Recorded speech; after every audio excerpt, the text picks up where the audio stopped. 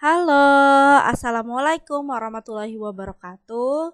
Selamat datang di praktikum pemodelan oceanografi. Halo teman-teman semua, kenalin aku Siti Hamidah, NIM 26050 dari kelas OCA, tentunya di Universitas Diponegoro. Ini adalah aku.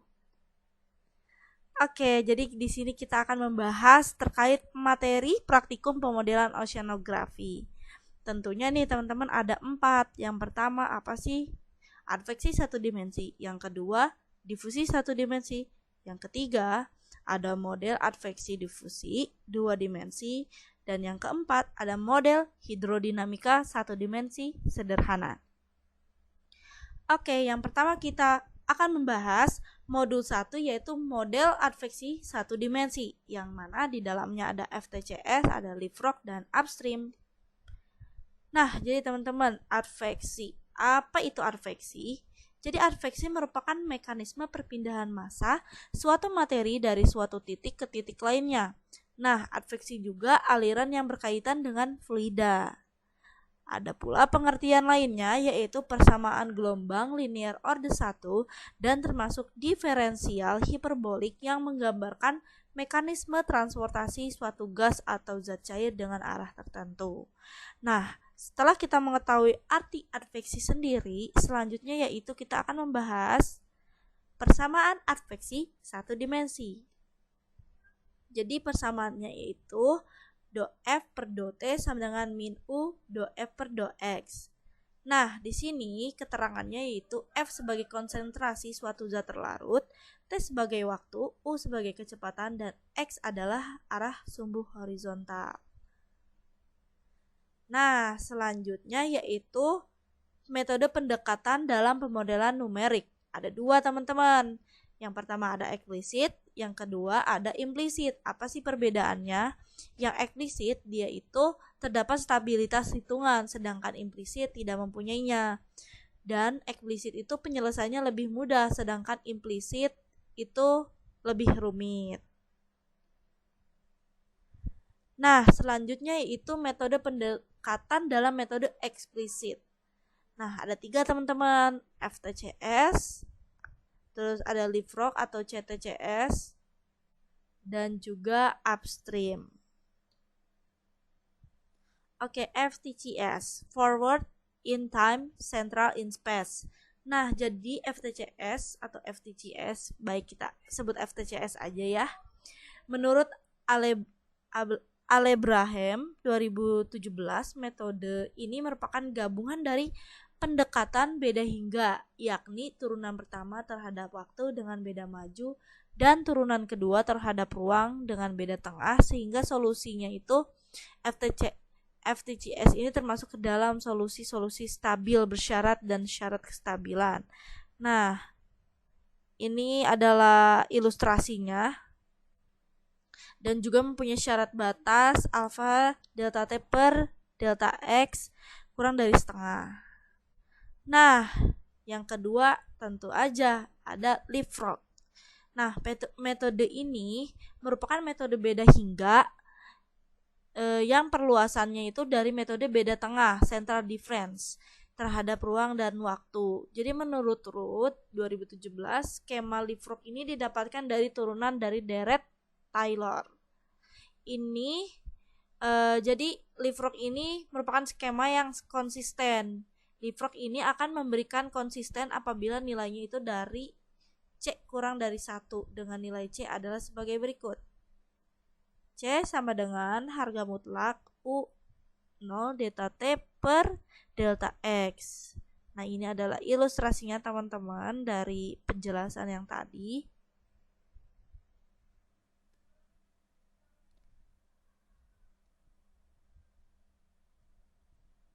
Nah, selanjutnya yaitu ada upstream. Upstream ini merupakan skema yang digunakan untuk melengkapi ketidaksempurnaan dari metode leapfrog. Jadi, tingkat kestabilan dari ketiga metode ini adalah yang paling stabil itu adalah atau sempurna itu adalah metode leapfrog. karena nilai konsentrasi dari komputer menjadi negatif walaupun konsentrasinya itu positif. Untuk itu, metode upstream ini adalah model positif dari konsentrasi di alam yang merujuk ke laut. Nah, metode ini menggunakan pendekatan beda maju untuk turunan waktu, sedangkan untuk turunan terhadap ruang itu kita lihat dari arah kecepatan U. Jadi, teman-teman, kalau U-nya lebih dari 0, maka turunan terhadap ruang menggunakan pendekatan beda mundur. Nah, beda lagi kalau U kurang dari 0 itu digunakannya pendekatan beda maju. Stabilitasnya itu sama dengan skema leapfrog. Nah, ini baik, selanjutnya yaitu kita masuk ke diskritisasi. Nah, kita tahu diskritisasi merupakan proses transformasi variabel numerik menjadi selang nilai atau distrik. Selang nilai ini dapat berupa beda maju, mundur, ataupun tengah pada variabel waktu dan tempat. Tentunya yang kita diskritisasi ada FTCS, ada leapfrog, dan upstream. Nah, ini tadi syarat yang untuk upstream. Kita langsung saja masuk. Nah, yang pertama ada FTCS. Delta H per delta T sama dengan min delta UH per delta X. Nah, kita di sini menggunakan pemodelan dari H sendiri. Di sini HI N plus 1 dikurangi HI pangkat N per delta T sama dengan min U HI N A pangkat N I plus 1 dikurangi H pangkat N min I min 1 per 2 delta X. Dan menjadi nantinya setelah didiskritisasi menjadi HI pangkat N plus 1 sama dengan HI pangkat N min U delta T per 2 delta X dalam kurung H pangkat N I plus 1 tambah H pangkat N I min 1. Nah, berbeda dengan leapfrog sendiri itu didiskritisasi dengan HI pangkat N plus 1 dikurangi HI pangkat N per delta T sama dengan min U H pangkat NI plus 1 dan minus H pangkat N min I min 1 per delta X. Nah, di sini terlihat perbedaannya dan nantinya hasil dari diskritisasinya ada di bawah. Yang ini, teman-teman. Oke, ada pula upstream. Tadi yang aku udah jelaskan. Jadi untuk upstream ini jika U-nya lebih dari 0, maka pendekatannya itu beda mundur. Nah, delta H per delta T sama dengan min delta UH per delta X. Setelah didiskritisasi akan menghasilkan HI pangkat N plus 1 sama dengan HI pangkat N min U delta T per delta X. HI pangkat N min HI min H pangkat N I min 1. Sedangkan jika U-nya kurang dari 0, maka menggunakan pendekatan beda maju. Tentu saja berbeda. Untuk beda maju sendiri, rumus akhirnya setelah didiskritisasi yaitu HI pangkat N plus 1 sama dengan HI pangkat N min U delta T per delta X dalam kurung H I plus 1 pangkat N min HI pangkat N. Nah, ini adalah contoh dari grafik satu dimensi adveksi FTCS dari MATLAB yang sudah pernah saya buat. Nah, di sini kita lihat terlebih dahulu ya. Di sini itu grafiknya itu terlihat itu kurang stabil. Nanti kita bisa lihat perbedaannya nih. Selanjutnya ada leapfrog, teman-teman bisa dilihat dulu grafiknya. Dan yang terakhir ada upstream. Nah, dari ketiga skema tadi ada pula skema yang stabil dan tidak stabil.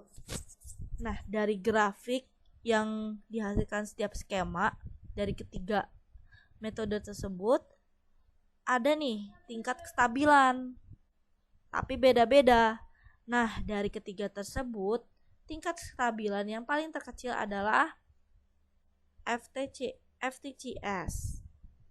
FTCS ini kenapa kurang stabil atau paling tidak stabil? Karena metode ini merupakan metode yang tidak memiliki syarat kestabilan yang harus dipenuhi, sehingga grafik yang dihasilkan itu lebih tidak stabil. Nah, jadi ketidakstabilan dalam FTCS ini dijelaskan dengan analisis von Neumann dengan L 1 ditambah alfa sin K delta X pangkat 2 lebih dari 1. Nah, sedangkan untuk grafik yang dihasilkan dari ketiga metode yang paling stabil yaitu adalah metode Upstream. Kenapa? Metode ini dikarenakan pola yang dihasilkan itu teratur serta tidak ada kesalahan dan penentuan arah. Juga kecepatan karena menggunakan pendekatan maju dan mundur secara terpisah. Nah, yang selanjutnya, modul selanjutnya yaitu difusi satu dimensi. Tentunya di dalamnya ada metode eksplisit. Nah, jadi dalam praktikum ini persamaan yang kita gunakan dalam difusi satu dimensi adalah delta F per delta T sama dengan A D delta kuadrat F per delta X kuadrat. Nah, di mana F menggambarkan konsentrasi suatu zat terlarut, AD itu menggambarkan koefisien difusi, T menggambarkan waktu, dan X sendiri adalah arah sumbu horizontal.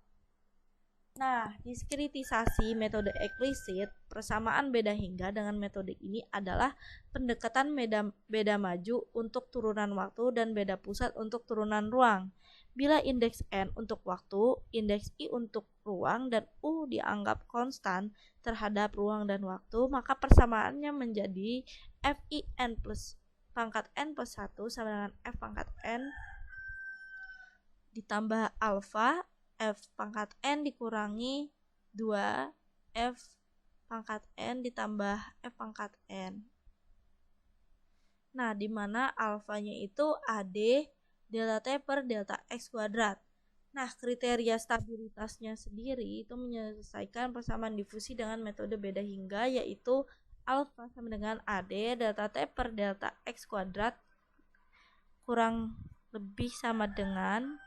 dari sama dengan setengah. Nah, adapun nilai awal dari model ini yaitu konsentrasi polutan di perairan dianggap belum ada. Perairan dianggap bersih, secara matematis itu dapat dituliskan dengan F sama dengan 0, pada T sama dengan 0. Untuk syarat batas sumber polutannya sendiri yaitu dianggap dari hulu atau dari hilir.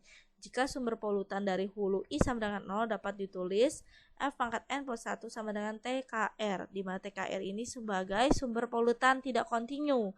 Sedangkan syarat batas di hilir I sama dengan I max dapat ditulis dengan F pangkat N plus 1 I max sama dengan TKR atau F pangkat N plus 1 I max sama dengan F pangkat N plus 1 I max min I max min 1. Nah, di sini kita bisa lihat perbedaan dari grafik metode eksplisit, kontinu, dan diskontinu yang sudah pernah saya buat di modul 2 ini. Kita bisa lihat perbedaan dari grafiknya sendiri. Nah, kita lihat perbedaannya ya teman-teman. Nah, dari kedua grafik ini nih ada kestabilan yang mana skema difusi satu dimensi eksplisit ini termasuk dalam skema yang bersifat stabil tanpa syarat karena variabelnya itu telah diketahui harganya. Nah, jadi teman-teman dari kedua grafik ini diketahui skema yang lebih stabil pada praktikum kali ini yaitu skema kontinu. Karena memiliki nilai yang konsisten dan konstan antara polutan, jarak, dan waktu.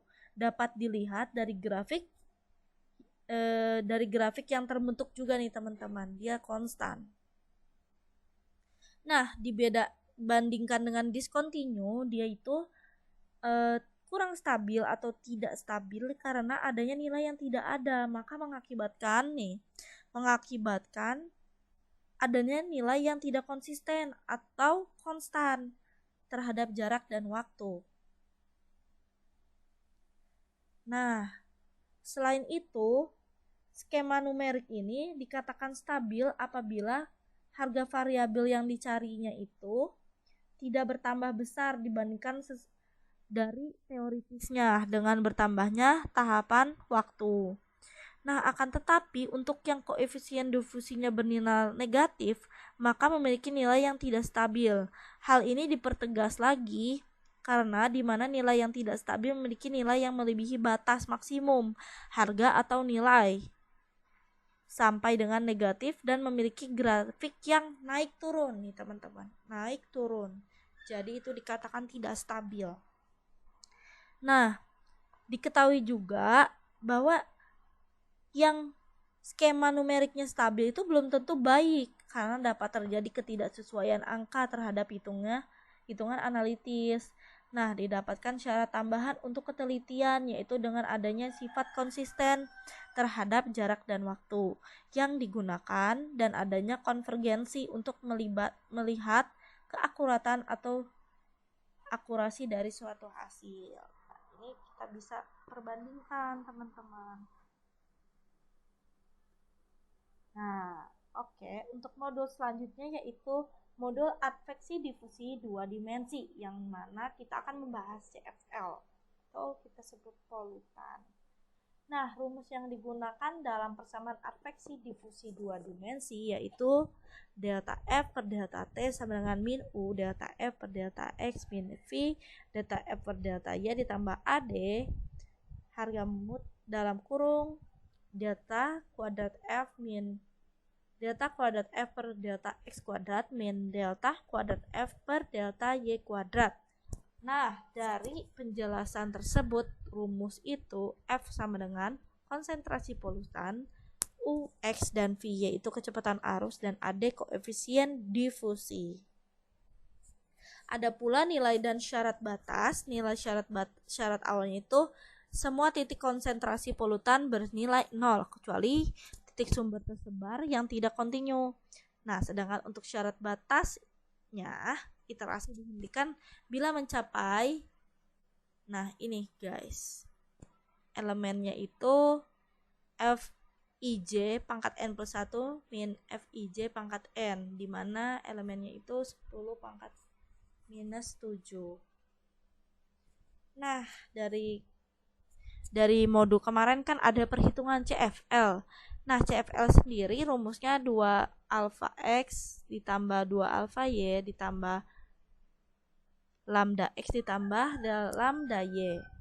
Nah, jadi kalau misalkan CFL-nya, misalkan C-nya itu adalah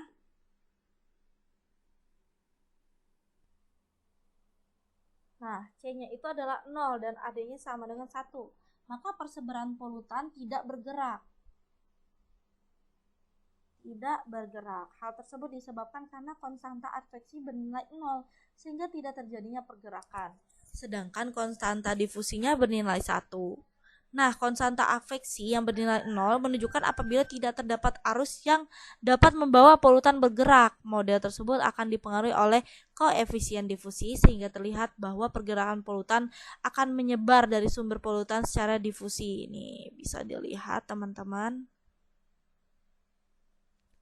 Nah, gimana kalau misalkan nilai C sama dengan 1 dan AD-nya 0?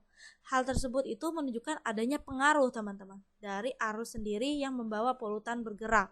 Dari hasil pemodelan tersebut dapat terlihat juga apabila polutan dapat bergerak sesuai arah theta karena adanya pengaruh koefisien adveksi. Nah, koefisien adveksi menunjukkan jika adanya pengaruh arus terhadap polutan. Pergerakan dan persebaran polutan sangat dipengaruhi oleh nilai kecepatan suatu aliran. Koefisien difusi juga.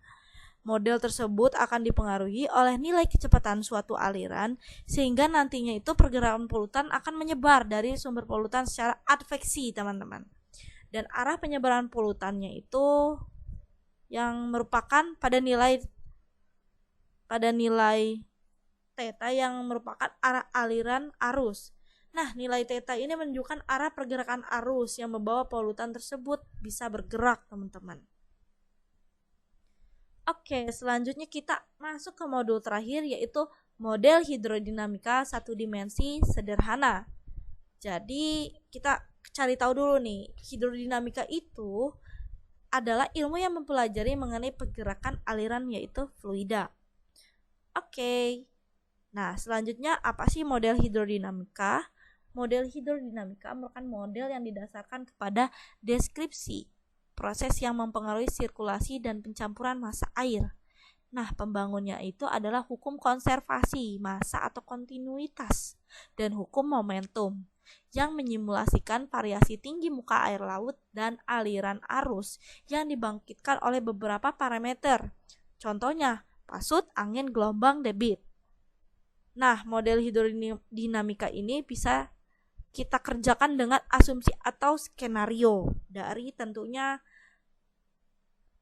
program MATLAB maupun Python. Nah, jadi rumus persamaan hidrodinamika satu dimensi yaitu menggunakan momentum, yaitu Fx sama dengan delta U per delta T ditambah U delta per delta X plus V delta per delta X, di mana pergerakan airnya itu secara lateral atau ruang entah itu timur ataupun utara. Nah, pergerakan airnya itu tentunya terhadap waktu. Jadi sigma Fx-nya itu nih, sigma Fx merupakan gaya atau resultan yang bekerja. Jadi teman-teman di sini ada contoh grafik perubahan kecepatan arus dalam grid tertentu di sepanjang waktu. Kita lihat juga ada grafik lainnya.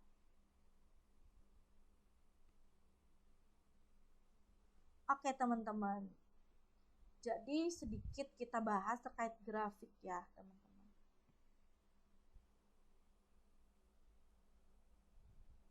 Di sini kita lihat teman-teman grafik perubahan kecepatan arus dalam grid tertentu di sepanjang waktu. Kita bisa lihat hasil grafiknya ini dari running script yang udah kita tentukan, tentunya aku min genap, itu kita bisa lihat grafiknya ini tidak konsisten atau tidak rapi. Pada awal grafik bergerak secara rapi karena belum dipengaruhi. Jadi kita bisa lihat nih teman-teman. Ini kan awal nih, awal mulai di running pada awal grafik ini rapi. Kenapa? Karena belum dipengaruhi oleh parameter-parameter lain. Tapi ketika masuk di waktu times 100 sampai dengan 600, itu kita lihat grafiknya sangat berantakan dan tidak konsisten atau konstan, karena parameter model dalam model ini itu ada kedalaman, panjang kanal, waktu, dan langkah grid dan langkah waktu. Nah, kriteria kestabilannya ini diperoleh dari nilai parameter yang dimasukkan ke dalam program, sedangkan kita saat masukkan nilainya itu tidak konstan. Hasil bentuk akhirnya kemudian tidak rapi dan berantakan karena berjauhan antar garisnya dan juga tidak merata karena grafik ini memasuki batas dari boundary. Nah, teman-teman, ini juga sama dengan grafik kedua, elevasi permukaan air dalam grid tertentu di sepanjang waktu. Ini sama, dia dari times 200 nih dilihat sampai 600 itu berantakan karena tadi pengaruh dari parameter-parameter, panjang kanal, waktu, dan lain-lain. Sehingga ini tidak rapi atau tidak konstan dari grafik kedua ini. Kita masuk ke grafik 3.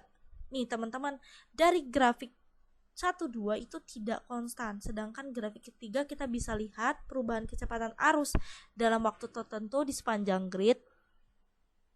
Grafik yang di running itu menghasilkan sebuah grafik yang cukup bagus karena bergerak konstan di awal hingga grid waktu ke-40. Teman-teman bisa lihat. Nah, grafik ini memiliki nilai grid waktu yang kecil dibandingkan gambar 1 dan 2 tadi yang memiliki grid waktu hingga 1000.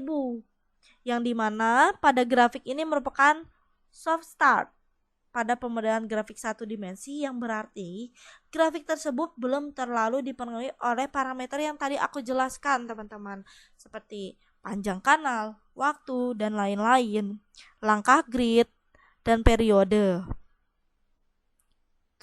Nah, kriteria kestabilannya itu dari parameter tadi kan. Nah, tapi pada akhir dari 40 hingga 50 itu ada terjadinya grafiknya tuh berantakan karena grafik tersebut udah masuk mulai batas boundary, di mana antar garisnya itu berjauhan dengan arah yang tidak rapi. Oke, kita lihat nih, grafik yang keempat itu lebih bagus lagi, teman-teman. Jadi dia lebih rapat dan lebih konstan dari perubahan elevasi permukaan air dalam waktu tertentu di sepanjang grid. Nah, kita bisa lihat grafik yang dihasilkan itu sangat bagus karena bergerak konstan dari awal hingga hampir ke 50, minus 50. Nah, tapi di akhir-akhir itu tetap ada suatu ke grafik yang berantakan karena itu udah masuk batas boundary, teman-teman. Jadi itu menyebabkan grafiknya itu berantakan. Dari keempat grafik ini kita bisa lihat perbedaan antar grafiknya, yang mana grafik keempat ini lebih baik. Jadi teman-teman, thanks for your time and thanks for watching in this video. Mohon maaf apabila ada kesalahan dalam penyampaian selama saya menyampaikan, karena kita masih sama-sama belajar dan saya juga masih di tahap belajar ya teman-teman untuk pemodelan oceanografi ini. Sekian dari Hamidah.